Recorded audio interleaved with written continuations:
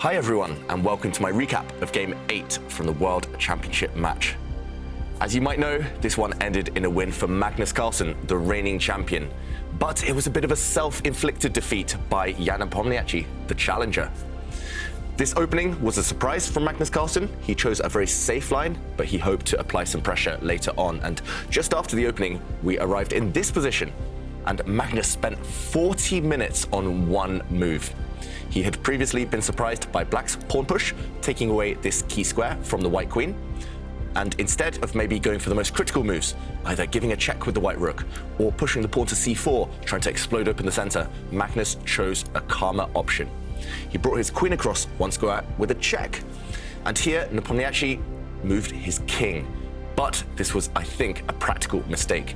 Instead of putting the king on this square where the black rooks can no longer connect themselves, allowing as well this bishop trade, this dark square bishop trade, I think Jan Nepomniachtchi will regret not offering a trade of queens. He could here have just put his queen on the e7 square, we would have seen the queens disappear, and very shortly we would have seen a draw.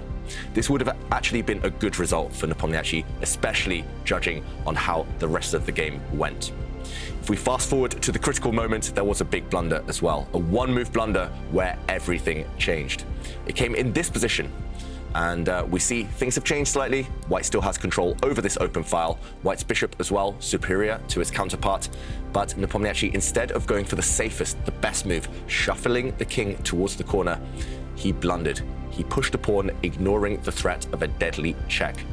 He played b5, hitting the white bishop, but he underestimated the fact that the white queen could swing across to a3, checking the black king and hitting this weak pawn.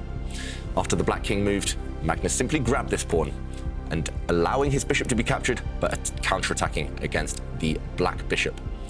Here, there was simply no chance for Nepomniachtchi. He was already one pawn down and he is struggling. The black king, a weakness, black's pieces as well, not ideally placed. He retreated with the black queen, but after Magnus stepped back with his bishop, we saw that Magnus was in full control.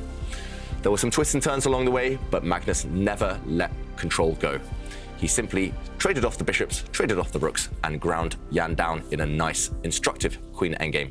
Go check out the whole game. It was a nice one from Magnus Carlsen, which he will be very proud of, but Jan Nepomniachtchi, after this devastating defeat, will need to bounce back. First, it's a rest day, but see you soon for Game 9.